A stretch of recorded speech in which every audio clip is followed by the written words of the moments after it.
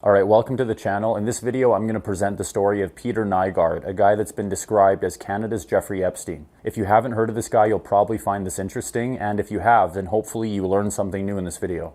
And quickly, before I get into the video, I just wanted to thank everyone who has subscribed to my channel and watched my videos. You may have noticed I took a couple months off of posting content, and it was more of a break than I originally anticipated. But I'm back into my regular schedule, and I have a whole bunch of new videos coming up. And I'm also taking some interesting road trips in the spring and summer. And so I hope you stick around for future videos. I think that this is going to be an excellent year for this channel. And once again, I'm very grateful to everyone who has subscribed to my channel and watched my content. Sometimes I still can't believe that anyone is watching my little videos, so thank you very much. Okay, back to Peter Nygard. So I find that his story is still a bit relatively unknown compared to similar cases that have happened in the US. Peter Nygard has been referred to as Canada's Jeffrey Epstein because there are many similarities between the two men. They threw lavish parties where there were constant allegations of sexual abuse, and they had connections to powerful and influential people. For example, Prince Andrew would visit both Nygard and Epstein at their Caribbean estates. Peter Nygard was an international fashion mogul that started out in Canada. He was an extravagant and larger-than-life figure and a bit of a celebrity. By the time he was arrested in 2020, he had allegations of abuse against him going back 50 years. And at the same time, he presented himself publicly as a philanthropist and an ally to women. Nygard started his fashion empire in Winnipeg, Manitoba, when he bought a stake in a smaller clothing company and eventually grew this into Nygard International. At the height of this company's success, they had over 170 dedicated stores across North America, over 6,000 installations in different department stores, over 1 million square feet in distribution space, and they shipped over 20 million articles of clothing every year. Nygard International had offices in Winnipeg, Montreal, Toronto, Los Angeles, New York, and Shanghai, as well as many other cities.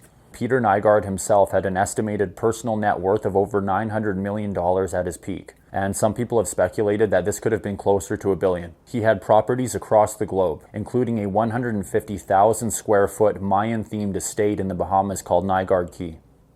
Peter Nygard also had an obsession with staying young. He would exercise vigorously, he would consume massive amounts of supplements and vitamins, he would take regular testosterone shots, and he even started getting into stem cell research.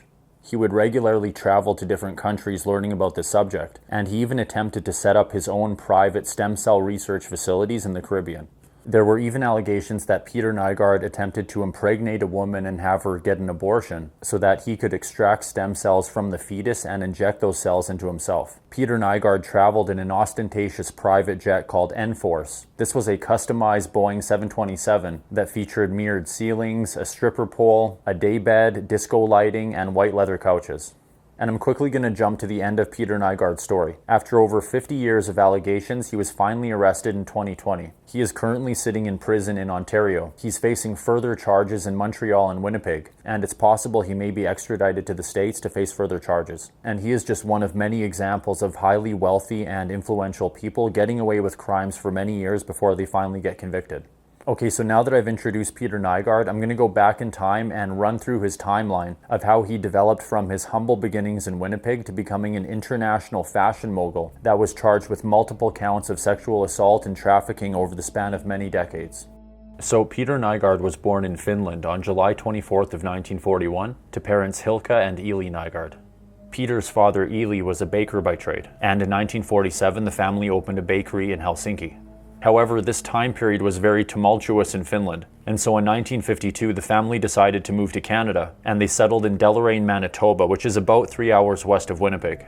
The family would move into an old coal shed that measured roughly 12 by 15 feet, and this shed had no water or electricity and used an old stove to heat the building. Peter Nygard would often talk about this shed, and at one point he had it preserved at the Nygard International headquarters in Winnipeg. Peter was said to be very industrious as he was growing up. He would collect and then sell Coke bottles, and he also had a job delivering newspapers. After living in the converted coal shed in Deloraine for about a year, the family would move to Winnipeg in 1953 where they opened another bakery. Peter Nygard would attend Norbury Junior High and then Glenlawn High School in Winnipeg. He would then go on to complete 1 year at a junior college in Hibbing, Minnesota, before transferring to the University of North Dakota where he would graduate in 1964 with a business degree. After university, Peter started working for Eaton's, which was then Canada's biggest department store chain, and he quickly rose to an executive level within the company. A couple years after this, he went to work for Jacob Fashions, which was owned by prominent Winnipeg clothing manufacturer Nathan Jacobs. Nygard would quickly borrow $8,000 to buy a 20% stake in this company, and would eventually change the name of the company to Tan-J. On September 20th of 1968, Peter married his first wife, a model and socialite named Carolyn Knight in Winnipeg. However, they would be separated less than 2 years later. 1968 was also the year of the first sexual assault allegations against Nygard. He was officially charged with this offense by Winnipeg police, but the charges were later dropped after the woman refused to testify. In 1970, Nygard took full control of Tan-J Clothing, and he would soon rename his company Nygard International. He quickly expanded this company and added different clothing lines: Nygard Collection, Peter Nygard, Tan-J, Nygard Slims, Bianca Nygard, Aaliyah, and many more. Nygard's clothing was designed for women 35 years and older. It was everyday clothing that was priced in the mid-range. He was often referred to as the polyester king, which doesn't exactly suggest high fashion, although Nygard definitely saw himself as an upscale fashion designer. Around the same time that he took full control of his company, Nygard would meet a flight attendant named Patricia Bickle. They would date on and off and eventually have 3 kids together. And over time, Nygard and Bickle would be involved in lengthy legal battles surrounding child support. In 1972, a 19-year-old woman named Susan started working for Nygard in Winnipeg. Shortly after Susan started working for him, he would call her personal phone at home, where he would ask her out on a date. One night after the two attended a hockey game in Winnipeg, Nygard took her to one of his apartments where allegedly he violently raped her. Susan did not report this or talk about what happened for a long time. Her father was a police officer at the time, and she was afraid of how he would react, and so she kept it a secret for many years. In 1973, Nygard meets another model named Helena Jaworski. They would soon have a baby named Peter, but he basically refused to be in this child's life, and Helena Jaworski would later have to sue Nygard to get child support. By the mid-1970s, Nygard had become very interested in the Bahamas, and he would buy his first property there called Viking Hill, and this would begin his very prominent presence in the Bahamas. In 1977, Patricia Bickle had another daughter with Nygard named Bianca, and he would later name a clothing line after her. I'm not going to mention every single child that Nygard had, but over the years he would have 10 children with 8 separate women. Also in 1977, Nygard entered into a contentious deal with Nancy Ebker. That year, Nancy Ebker was an executive working for clothing manufacturer Genesco as president of their Susan Thomas sportswear division. Genesco would announce that they were dropping their clothing lines, but they offered Nancy a deal to buy a portion of the company. Peter Nygard had been wanting to expand in the US market, and he quickly offered Nancy Ebker financial assistance, about $700,000, which was originally thought by Nancy in a verbal deal with Nygard to be a 50-50 partnership, where Nygard would basically be hands-off and allow Nancy to operate her business as she saw fit. But after this deal was finalized, Nygard would ultimately fire Nancy and completely took over the company. This would turn into a 12-year legal battle between Nygard and Ebker, but this move ultimately proved to be very effective in Nygard's expansion throughout the US. By 1978, Nygard had 1,000 employees in 2 Winnipeg plants, 200 in a facility in Montreal, and another 100 employees in its US operation. And that year, Nygard International sales topped $50 million for the first time. That year, the Winnipeg Free Press did a piece on Nygard's bachelor pad/office, a couch that turned into a bed with the push of a button, mirrored ceilings, plush carpets, heated floors, saunas, hidden doors, and the whole place generally had a Playboy vibe. In 1980, Nygard was officially arrested and criminally charged for the rape of an 18-year-old. During the investigation, an officer searched his apartment and found a book that listed several women's names with notes and comments beside them. The officer found a comment next to one of the women's names that said, quote, "needs more work." It was later revealed that he had actually violently assaulted this woman 8 years earlier in 1972. But ultimately in this case, Nygard would once again go free when the woman refused to testify. In the early 1980s, a woman named Jana Larson, who was a 32-year-old single mother from Denmark, started working for Nygard in Winnipeg as a merchandiser. She was aware that Nygard was surrounded in rumors and allegations, but she said that she initially ignored them. Shortly after Larson began working for Nygard, he sent her on a business trip to Hong Kong to meet with different manufacturers. When Larson eventually arrived at her VIP hotel suite, she noticed that there was a door in her suite that led to an adjoining room, but that there was no handle on her side of the door. She was a bit concerned and brought this up to hotel staff, but they told her not to worry and that the adjoining suite was unoccupied. However, Larson woke up one night to find a shirtless Nygard standing over her. He then allegedly assaulted her in her bed. Larson would eventually be fired from Nygard's company, but before she left, she was given $8,000 as hush money. Over the years, Nygard would spend more and more time in the Bahamas, and in 1984 he purchased a new $1.76 million beach property that would eventually expand into the infamous Nygard Key. This was a 4.2-acre estate near Nassau, which is the capital of the Bahamas. Past news reports have described Nygard Key as being an island, similar to Jeffrey Epstein's Little St. James in the Virgin Islands. But Nygard Key was not actually an island. It was located on a small peninsula on the larger island of New Providence. Nygard's estate was a smaller parcel of land in the larger Lyford Key, which is an opulent gated community that many different celebrities have had homes in over the years. Over time, Nygard would develop this estate into a 150,000 square foot compound. His property was Mayan themed and it had a 50-foot replica of a Mayan pyramid. He had 2 large pools on his property, one that was filled with dolphins and another one that contained sharks. There were fake volcanoes, water slides, underground caves, and a disco hut with cameras on the floor, of course. Many famous, powerful, and influential people visited this estate, and many of Nygard's alleged crimes took place here. In 1986, Peter Nygard was tired of having so many of his children around, and he suggested to Patricia Bickle, with whom he had 3 kids, that she move with the children to Switzerland, where he would set them up in a nice apartment. They would eventually get shared custody, and he would pay her $7,000 a month in child support. Also in 1986, Nygard would meet a flight attendant from Finland named Karina Paka, and shortly after they met, he told her that he wanted to have a baby with her so that he could have a, quote, Finnish heir. They soon have a baby, but he quickly disappears. He wasn't there for the birth of his son, Mika, but he would send her flowers, a toy, as well as an envelope with $300 in cash. In 1987, Nygard would start his database of female guests that would visit his estate in the Bahamas. Women were photographed, given comments, and rated A, B, C, or D.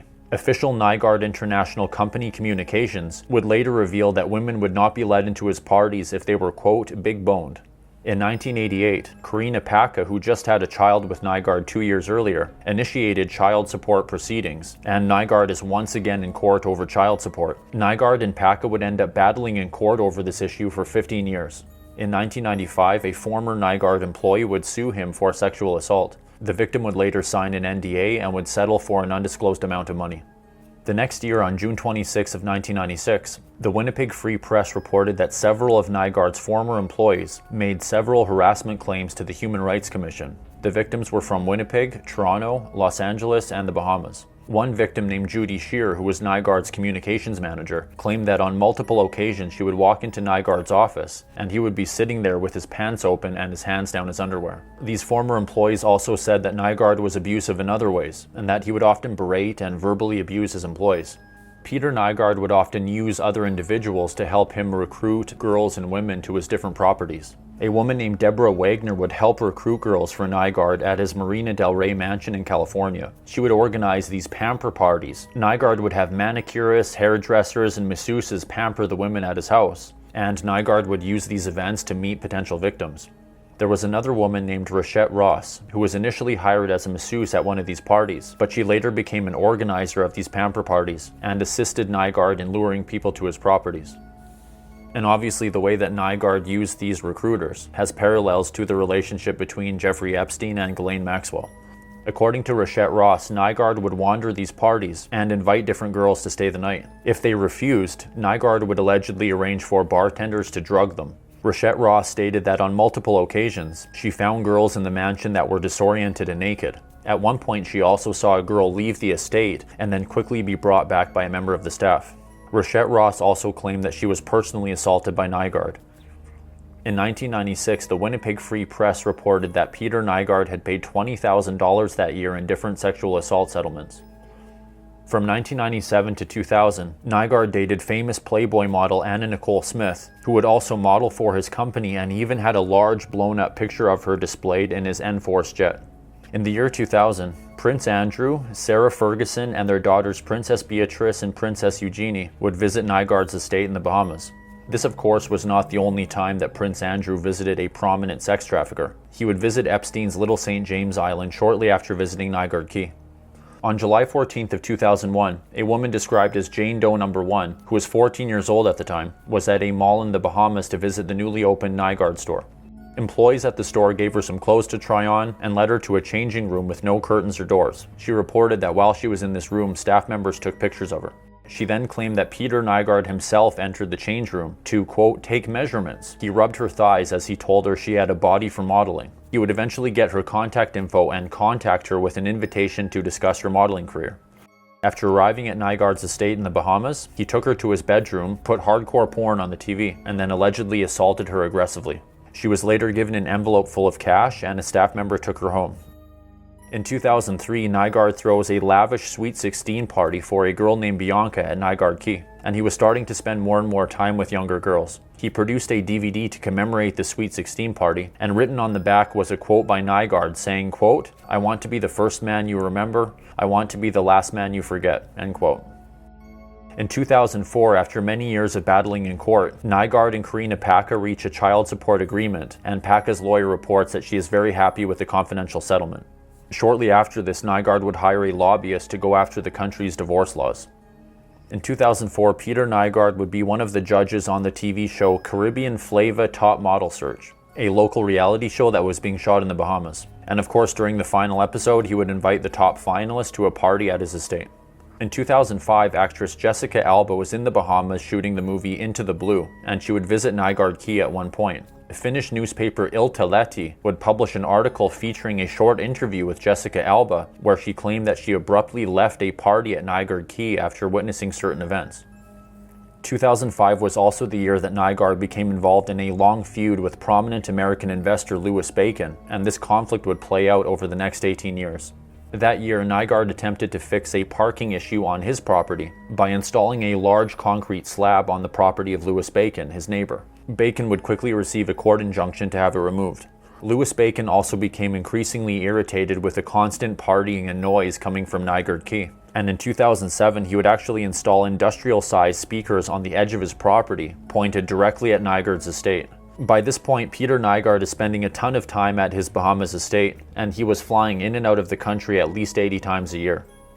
In 2008, Nygard would host a Playboy shoot at Nygard Key, as well as another model competition. In August of 2008, a woman described as Jane Doe No. 6 claimed that she was invited to Nygard Key when she was 15 years old, and that she was drugged and then assaulted by Nygard. She claims that she was offered a sum of money which she refused, and that she never returned to the property. In 2009, during the middle of a major recession, Peter Nygard opens a large fashion concept store in Times Square of New York City. Forbes would call Peter Nygard the polyester phenom, and they estimated that his personal wealth was $900 million. It was announced at the time that Nygard International was doing $1 billion in annual revenue, and the company had offices and manufacturing plants in Winnipeg, Toronto, Montreal, Los Angeles, New York City, the Bahamas, and Shanghai. In the summer of 2010, the conflict between Louis Bacon and Nygard escalated, with Bacon's estate in the Bahamas raided by police. In part, they were there to confiscate the speakers that he had pointed at Nygard's estate, but Bacon alleges that this was also an intimidation tactic. He would claim that this police raid was influenced by Nygard, who had many political connections in the Bahamas. Louis Bacon would also accuse Nygard of using fake news sites to attack his reputation and run comprehensive smear campaigns against him. And basically, on top of all of the allegations of sexual assault, Nygard was constantly involved in other conflicts and legal battles throughout his entire life. In June of 2011, a 14-year-old girl entered the Miss Teen Bahamas Galaxy Beauty Pageant competition. She would eventually meet Peter Nygard, who invited her to his estate. She claims that he gave her pills to help with modeling, and that she took one of these pills, blacked out, and was later sexually assaulted by Nygard in one of his bedrooms. He would later give her $5,000 in cash, and a staff member would drive her to a local mall. And then after this, Nygard would eventually make her a recruiter and have her bring other local girls to his estate. Nygard would allegedly assault many other girls under 16, and he would reportedly have some of them flown in from other countries. From 2012 to 2013, Nygard would deposit over $100,000 into the bank account of the Bahamas Minister of Immigration Shane Gibson for, quote, services and travel. There had been long-standing rumors that Nygard had been bribing local politicians in the Bahamas, but Gibson claims that this money had nothing to do with bribes, and that this money from Nygard was actually donations to be put towards community programs. Nygard was developing a reputation as being very close to influential politicians and businessmen in the Bahamas, and potentially using these connections to help conceal his crimes in that country. In September of 2012, Bahamas Prime Minister Perry Christie, as well as other government ministers, were seen multiple times socializing at Nygard Key. Soon after this, Peter Nygard would obtain a permit to redevelop Nygard Key and build a private stem cell facility. As I mentioned, he was quite obsessed with staying young and finding a fountain of youth, and he would officially launch Nygard Biotech, which was billed as a tourist attraction in the Bahamas and an anti-aging retreat center with stem cell rejuvenation therapy. Up until that point, laws in the Bahamas prohibited stem cell research, but in August of 2013, Bahamas Prime Minister Perry Christie announced the Stem Cell Therapy and Research Bill in Parliament. However, this would eventually lead to a massive backlash against Christie, as there was a strong movement that developed in the Bahamas to fight political corruption, and Perry Christie would eventually be pushed out of government for this reason, largely because of his association with Peter Nygard. In 2015, Nygard moved his stem cell research to St. Kitts after facing resistance in the Bahamas. That same year, the FBI began investigating him for sex trafficking. In 2016, St. Kitts Prime Minister Timothy Harris would give Peter Nygard 3 offices at the Joseph N. Francis General Hospital to do his stem cell research. However, the Prime Minister did not inform the Chief Medical Officer, Dr. Patrick Martin, about this, and when Dr. Martin found this facility, he was quite alarmed. The doctors were not licensed to practice medicine in St. Kitts, and they were not keeping any records of their patients. When Dr. Martin began complaining about Nygard's operation, he was ordered on vacation and later forced to retire from medicine. However, he did manage to shut down Nygard's facility before he was pushed out. Also in 2016, the Department of Homeland Security in the US began formally investigating Nygard. And so at this point, Nygard had been traveling the world learning about stem cell research, and he had made serious attempts to set up his own facilities. I mentioned a lady named Rachette Ross, who was a masseuse for Nygard that turned into one of his recruiters. She would make a claim that at one point Nygard injected stem cells into himself that he had extracted from an umbilical cord from one of the babies that he had fathered. Another woman named Sue Lynn Medeiros had met Nygard in Ukraine when he was there doing research. He would approach Medeiros and suggest that they have a baby together so that she could get an abortion and he could extract cells from the fetus and then inject them into himself. And so at this point, Nygard has accumulated a wide variety of allegations. Back to the timeline, in May of 2017, the Peter Nygard supported PLP party in the Bahamas was defeated in the national elections by a political party opposed to corruption in the Bahamas, with many people being opposed to Nygard specifically. In September of 2018, Nygard Key was officially seized by the Supreme Court of the Bahamas. This was due to a legal battle surrounding Nygard's attempts to dredge the seafloor around his estate in an attempt to increase the size of his property. In 2019, a Bahamas court issued an arrest warrant for Nygard after he failed to appear in court. And so at this point, his influence in the Bahamas has pretty much come to a close. The courts have officially seized his estate, and he has a warrant for his arrest in that country. On November 15th of 2019, Nygard is sentenced to 90 days in prison and given a $150,000 fine in a Bahamas court. He quickly paid his fine, but he appealed the prison sentence. Shortly after this court appearance, on November 24th of 2019, police in the Bahamas announced that they began investigating 6 allegations of assault in the US against Nygard, and all victims were under the age of 16. On February 13th of 2020, 10 different women filed a class action lawsuit in New York against Peter Nygard, alleging that these assaults took place at Nygard Key between 2008 and 2015. This lawsuit also alleged that Nygard operated a sex trafficking network, and that 7 of the women in the lawsuit were under 18 when the assaults took place. The very next day, on February 14th of 2020, police in the Bahamas announced that they were further investigating 4 of the women's allegations in this lawsuit. On February 25th of 2020, the New York headquarters of Nygard International was raided by local police and FBI in connection with sex trafficking claims. Shortly after this, in March of 2020, Nygard International filed for bankruptcy. A Manitoba judge orders part of his company into receivership, and another judge would authorize an accounting firm to sell off parts of his business. In June of 2020, more women would join the class action lawsuit, with a total now at 57 people. One of these women claims that she was only 10 years old when she was assaulted by Nygard. In August of that year, Nygard was sued by 2 of his sons. They claimed that their father had arranged for a sex worker who was also his girlfriend to sexually assault them. Peter Nygard's son, Kai in particular, would be a very public and vocal critic of his father during this time.